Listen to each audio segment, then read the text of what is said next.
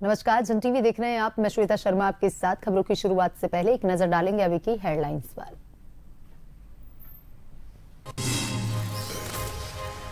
मालवीय नगर अग्निकांड में केशव नेगी की गिरफ्तारी का मामला। सीएम धामी ने दिल्ली की मुख्यमंत्री से फोन पर की बात। रेखा गुप्ता ने किया आश्वस्त, नहीं होगी निर्दोष पर कोई कार्रवाई।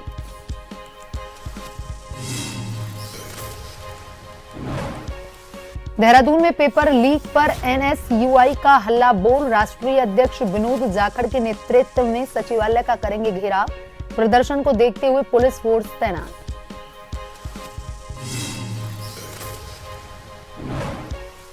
उत्तराखंड में एसआईआर की शुरुआत। बीएलओ घर घर जाकर मतदाताओं को बांटेंगे फार्म। गड़बड़ी मिलने पर निर्वाचन आयोग का आएगा नोटिस।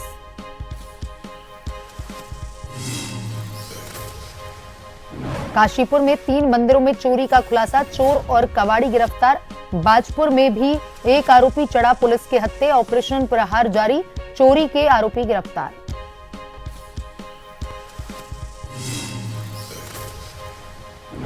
टनकपुर पूर्णागिरी में आंधी तूफान से जनजीवन अस्त व्यस्त। पेड़ गिरने से सड़कें बिजली बाधित। रात भर चली बहाली अभियान।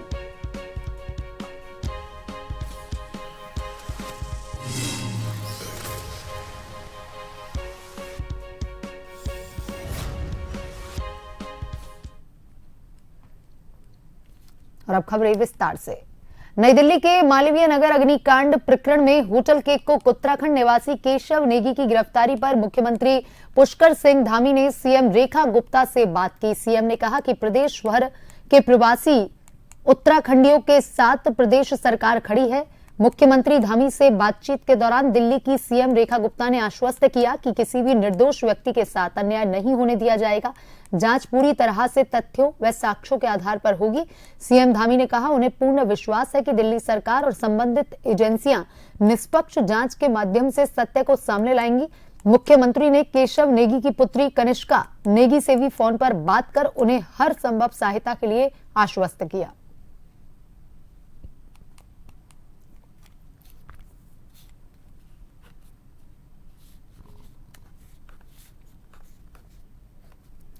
आज देहरादून में सचिवालय का घेराव करेगी एनएसयूआई। नीट पेपर लीक और निजी विश्वविद्यालयों के मुद्दों पर एनएसयूआई का हल्ला बोल। राष्ट्रीय अध्यक्ष विनोद जाखड़ के नेतृत्व में होगा प्रदर्शन। दोपहर 1 बजे कांग्रेस भवन से सचिवालय के लिए होगा कूच। 5 सूत्रीय मांगों को लेकर सरकार के खिलाफ प्रदर्शन। तो आज देहरादून में सचिवालय का घेराव करने जा रही है एनएसयूआई। राष्ट्रीय अध्यक्ष विनोद जाखड़ के नेतृत्व में सचिवालय का घेराव किया जाएगा।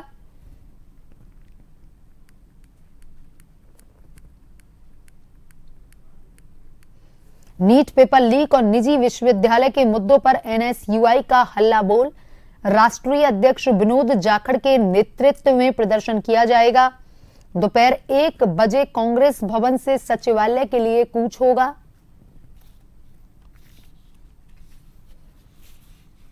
पांच सूत्रीय मांगों को लेकर के सरकार के खिलाफ ये प्रदर्शन।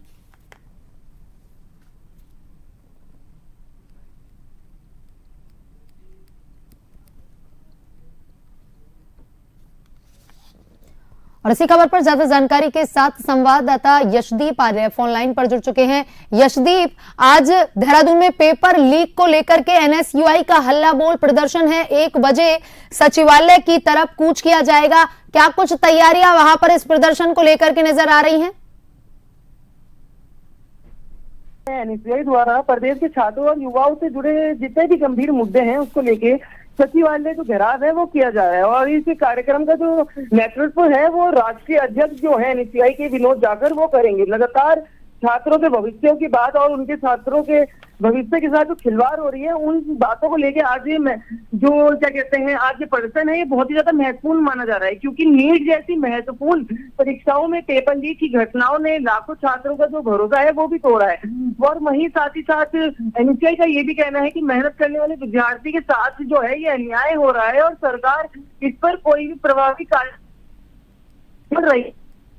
उनका ये भी कहना, साथ ही साथ एनएसयूआई का ये भी कहना है कि उत्तराखंड में परचून विद्यालय जो है वो खोले जा रहे हैं, शिक्षा को जो है वो व्यापार बनाया जा रहा है, जिससे छात्रों और अभिभावकों पर आर्थिक बोझा जो है वो बढ़ते हुए नजर आ रहा है। एनएसयूआई लंबे समय से ये भी कह रही है कि उच्च शिक्षा में गुणवत्ता और सुनिश्चित की जाए। वहीं आज के घेराव के लिए सबसे बड़ा ये जो छात्रों के अधिकारों की जो लड़ाई है, ये आज देखने के लिए मिलेगी। और पुलिस प्रशासन के द्वारा पूरी जो तैयारियां हैं, बैरिकेडिंग लगा दी गई है, पुलिस बल जो है वो तैनात है सचिवालय पे, कि किसी भी तरीके का कुछ अलग ना हो सके। तो इसी के लिए लगातार जो पूरी पुलिस प्रशासन के द्वारा तैयारियां हैं, सभी यहाँ पर देखने मिल रहा है कि बैरिकेडिंग भी लगाई है। अन्य तरह के पुलिस कर्मी जो है वो पूरी तैयारी के साथ यहाँ पर है। और वहीं दूसरी तरफ कांग्रेस भवन है, वहां पे भी वो अपने राष्ट्रीय अध्यक्ष विनोद जाखड़ की तैयारियों के लिए लगातार लगे हुए हैं, क्योंकि विनोद जाखड़ के ही नेतृत्व में हजारों की संख्या में जितने भी इनके एनएसयूआई के कार्यकर्ता और जो लोग हैं, वो सभी जो जितने छात्र हैं, वो सभी आज भी सचिवालय जो है वो घेराव करने जा रहे हैं। जी श्वेता।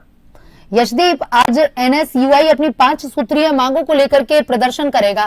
क्या कुछ प्रदर्शन की तैयारी वहां पर दिख रही है? कितने लोग इस प्रदर्शन में जुटने वाले हैं? कौन सी वो 5 सूत्रीय मांग?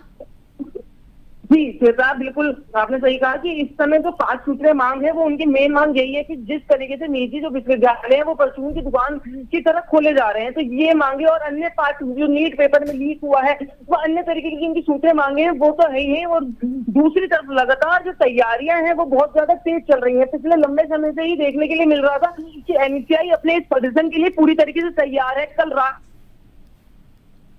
वो इनके एनएसयूआई के अध्यक्ष और जितने भी इनके कार्यकर्ता हैं, उन लोगों ने रात किया। उसके बाद वो एक निजी होटल में गए और आज लगातार सुबह से ही कांग्रेस भवन में जो कार्यकर्ता हैं और एनएसयूआई के जितने भी छात्र नेता हैं, सभी का जो तांता है वो कांग्रेस भवन में लगा हुआ नजर आ रहा है। क्योंकि जिस तरीके से आज राष्ट्रीय अध्यक्ष लेके आ रहे हैं, तो इनके लिए बहुत ही महत्वपूर्ण माना जा रहा है। और लगातार प्रदर्शन की जो मैं तैयारियां कहूँ, कांग्रेस भवन से लेकर सचिवालय तक पूरी तैयारियां जो है वो तैयार है। पुलिस प्रशासन जो है वो पूरी तरीके से मुस्तैद नजर आ रहा है। जी श्वेता। जी यशदीप, तमाम जानकारी के लिए धन्यवाद।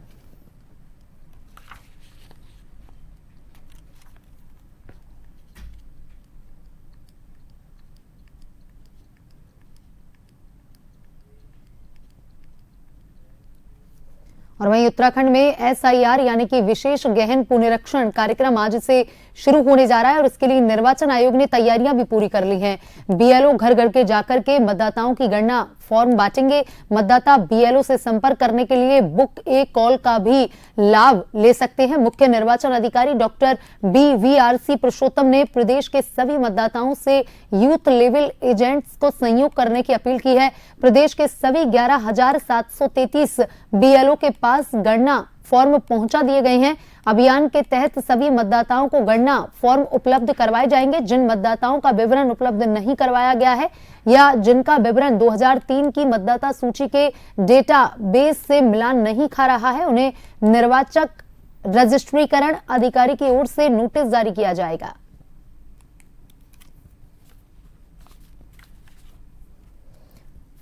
उत्तराखंड में एसआईआर यानी कि विशेष गहन पुनरीक्षण कार्यक्रम आज से शुरू होने जा रहा है और इसके लिए निर्वाचन आयोग ने तैयारियां पूरी भी कर ली हैं।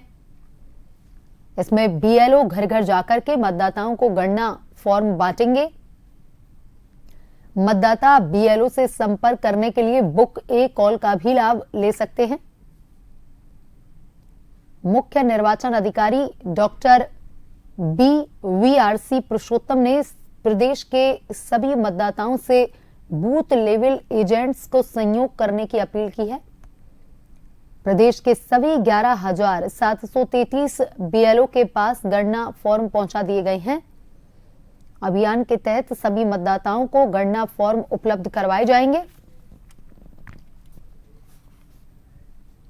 और इसी खबर पर ज्यादा जानकारी के साथ bureau chief SN Pant phone line पर जुड़ चुके हैं। SN पंत, उत्तराखंड में आज एसआईआर का कार्यक्रम आज से शुरू होने जा रहा है, इसके लिए निर्वाचन आयोग ने क्या कुछ तैयारियां की हैं?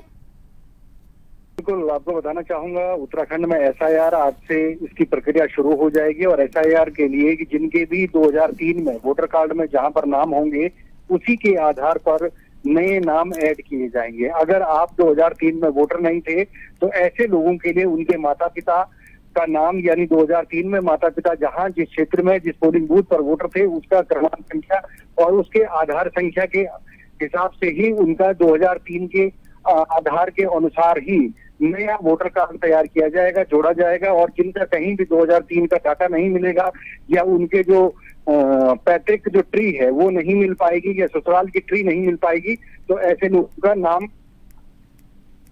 अगर आप देखेंगे तो ये प्री एसआईआर के साथ ही तमाम तैयारियां राज्य सरकार की तरफ से भी, निर्वाचन आयोग की तरफ से भी की गई है। और जो लोग घर घर जा रहे हैं उनको ये कहा गया है कि आप किसी से कोई दस्तावेज मत मांगिए। प्री एसआईआर में ये तमाम व्यवस्थाएं दी गई थी, लेकिन साथ ही साथ ये कहा गया था कि आप जिस भी घर में जाएंगे वहां पर घरों में जाकर के जनगणना के भवन का नंबर अंकित करेंगे और उसके बाद 2003 में उन्होंने कहां पर वोट दाखिल किया था, कहां वोट डाला था, अगर वोटर नहीं थे तो मम्मी पापा का नाम क्या है, और अगर कोई ससुराल में रहता है यानी किसी लड़की की शादी हो रखी है तो उसके ससुर या फादर इन लॉ या मदर इन लॉ ने वोट 2003 में कहां कास्ट किया था, उसको आधार बना करके। इसका पूरा मूल मकसद ये है कि कोई भी व्यक्ति जो यहाँ पर रहने का अपना दस्तावेज नहीं दे पाएगा, वोटर लिस्ट में उसका नाम नहीं आ पाएगा। और जो उत्तराखंड में पहले से ही रह रहे हैं 2003 में, उनके पैतृक ट्री भी जुड़ रही है, तो ऐसे लोगों को किसी प्रकार का कोई नुकसान नहीं होगा। इसके लिए कोई जबरन किसी से कोई दस्तावेज नहीं मांगा जाएगा, लेकिन बीएलओ के आधार पर स्थानीय जो दस्तावेज जमा कराने होंगे उसके आधार पर एक फोटो, आधार कार्ड, साथ ही साथ 2003 के वोटर कार्ड की डिटेल, चाहे वो पारिवारिक ट्री हो या खुद के वोटर के रूप में हो, ये डेटा देना अनिवार्य होगा। जी सनपत, तमाम जानकारी के लिए धन्यवाद।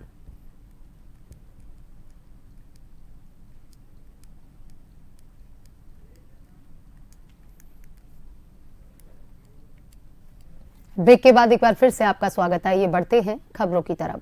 9 जून को चंपावत जिले के पाटी नगर पंचायत के होने वाले पहले चुनाव को लेकर माहौल गरमाने लगा है। नगर पंचायत अध्यक्ष पद के लिए भाजपा के नवीन राम, निर्दलीय नारायण लाल व पार्वती देवी चुनावी मैदान में डटे हुए हैं।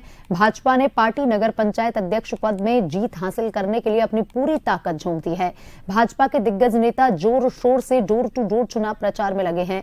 आज रविवार को भाजपा ने पार्टी में शक्ति प्रदर्शन करते हुए विशाल जुलूस निकाला, जिसमें भाजपा के कई दिग्गज नेता शामिल हुए। भाजपा नेताओं ने कहा, पार्टी के पहले नगर पंचायत चुनाव में भाजपा प्रत्याशी नवीन राम भारी बहुमत से जीत हासिल करने जा रहे हैं। पार्टी की देवतुल्य जनता का पूरा समर्थन भाजपा प्रत्याशी को मिलने जा रहा है। भाजपा नेताओं ने कहा, 11 जून को पार्टी नगर पंचायत में कमल खिलने जा रहा है। इंडियन आइडल विजेता स्टार कलाकार पवनदीप राजन के निर्दलीय प्रत्याशी नारायण लाल के समर्थन में आने से वह भाजपा प्रत्याशी को कड़ी टक्कर देते हुए नजर आ रहे हैं। मुकाबला त्रिकोणीय बना हुआ है।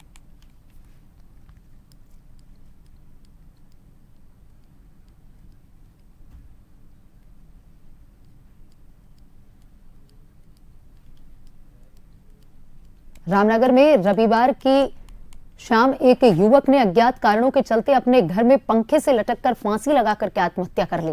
घटना के बाद मृतक के परिजनों में कोहराम मचा हुआ है, तो वहीं पुलिस भी मामले की जांच कर रही है।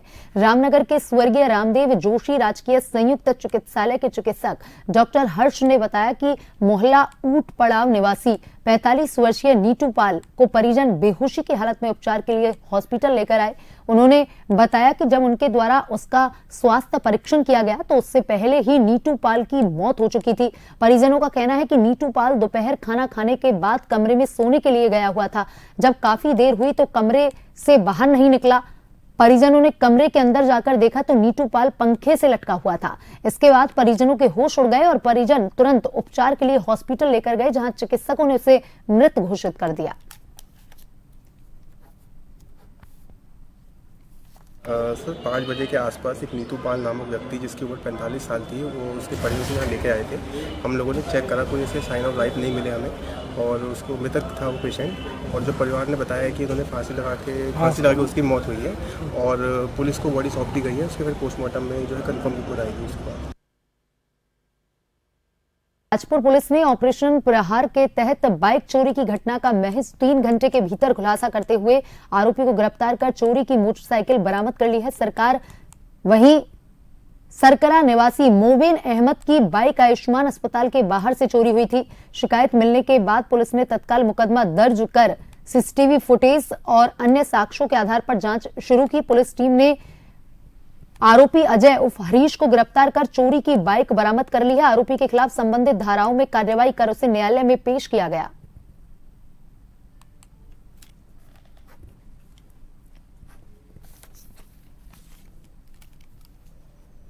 काशीपुर में पुलिस ने ऑपरेशन प्रहार के तहत बड़ी सफलता हासिल करते हुए क्षेत्र के 3 मंदिरों में हुई चोरी की घटनाओं का खुलासा किया है।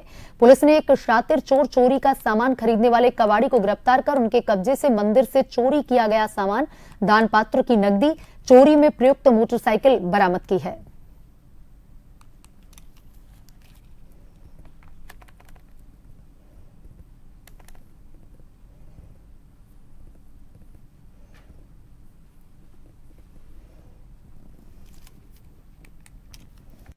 ऑपरेशन प्रहार के तहत हम जितने भी धार्मिक स्थल हैं और अन्य जगह गश्त पेट्रोलिंग करते हैं। जो 3 चोरियां अलग अलग हुई हैं 3 मंदिरों में, इसमें विगत महीने 26 मई को नागन शक्ति मंदिर में और 31 मई को नागनाथ मंदिर और गंगे बाबा मंदिर, ये 3 अलग अलग चोरियां 2 रातों में हुई थी। इसकी जानकारी प्राप्त होते ही तहरीर के आधार पर मुकदमा पंजीकृत किया गया था। कोतवाली काशीपुर की 4-5 टीम हमने लगाई हुई थी, जिसमें फॉरवर्ड ट्रेसिंग और बैकवर्ड ट्रेसिंग की हुई थी। इसमें हमारी टीम को कल सफलता मिली है। हमने ये तीनों चोरियों का अनावरण आज कर दिया है। इसमें जो चोर है इसको हमने पकड़ लिया है, मैं मोटरसाइकिल के। ये तीनों चोरी में एक ही चोर था जिसका नाम है तालिब हुसैन, निवासी रामनगर, पुत्र इरफान अली, और इसके पास से जो मोटरसाइकिल इस्तेमाल हुई है चोरी में वो बरामद की गई है। Khelo India SAI centre athletics sports stadium Chhamaniya में फिट इंडिया के तहत विश्व साइकिल दिवस पखवाड़ा और संजय ऑन साइकिल के तहत जन जागरण अभियान साइकिल रैली और पदयात्रा का आयोजन किया गया। साइकिल रैली में बड़ी संख्या में युवा, आम जनमानस और जनप्रतिनिधियों ने प्रतिभाग किया। इस साइकिल महा जन जागरण अभियान रैली को निर्देशित कर रहे जिला क्रीड़ा अधिकारी चंपावत द्वारा सभी खिलाड़ियों, प्रतिभागियों, जनप्रतिनिधियों को जीवन में साइकिल के महत्व से अवगत करवाया गया। साथ ही साइकिल रैली के इस अभियान को जन जन तक पहुंचाने के लिए भी प्रोत्साहित किया गया। खेलो इंडिया साई सेंटर एथलेटिक्स के कोच मोहन सिंह राणा ने इस महा जन जागरण अभियान को सफलतापूर्वक संपन्न करवाने के लिए सभी प्रतिभागियों, जनप्रतिनिधियों और ग्रामीणों का धन्यवाद व्यक्त करते हुए कहा कि साइकिल चलाने से हमारा शरीर स्वस्थ रहता है।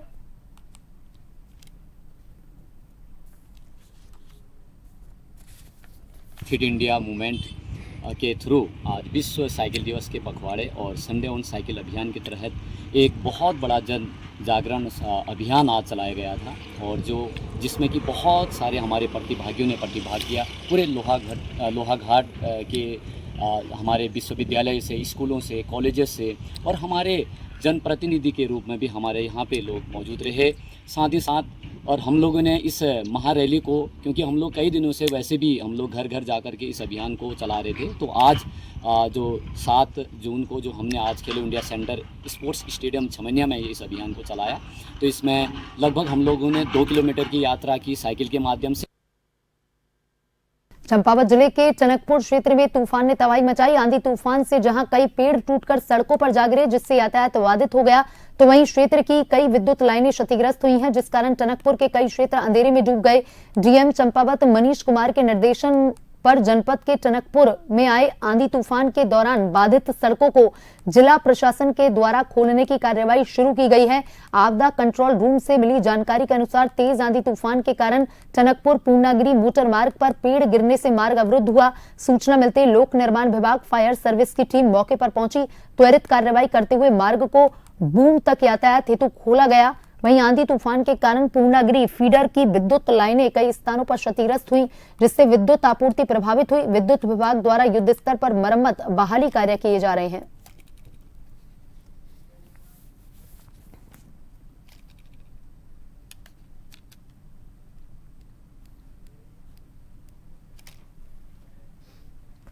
और नजर डालेंगे अभी की हेडलाइंस पर।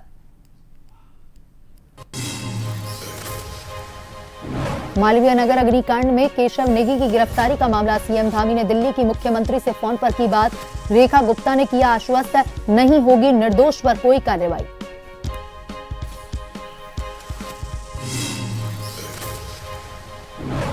देहरादून में पेपर लीक पर एनएसयूआई का हल्ला बोल। राष्ट्रीय अध्यक्ष विनोद जाखड़ के नेतृत्व में सचिवालय का करेंगे घेराव। प्रदर्शन को देखते हुए पुलिस फोर्स तैनात।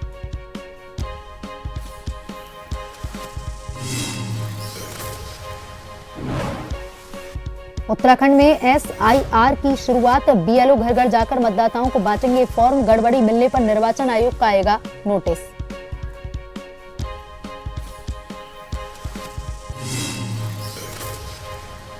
काशीपुर में 3 मंदिरों से चोरी का खुलासा, चोर और कबाड़ी गिरफ्तार। बाजपुर में भी एक आरोपी चढ़ा पुलिस के हत्थे, ऑपरेशन प्रहार जारी, चोरी के आरोपी गिरफ्तार।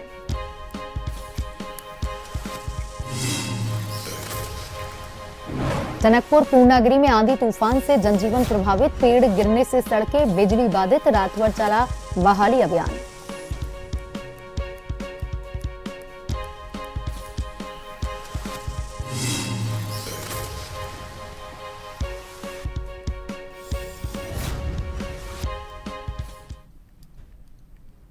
बुलेटिन में अभी तक के लिए इतना ही। बने रहिए जन टीवी के साथ। नमस्कार।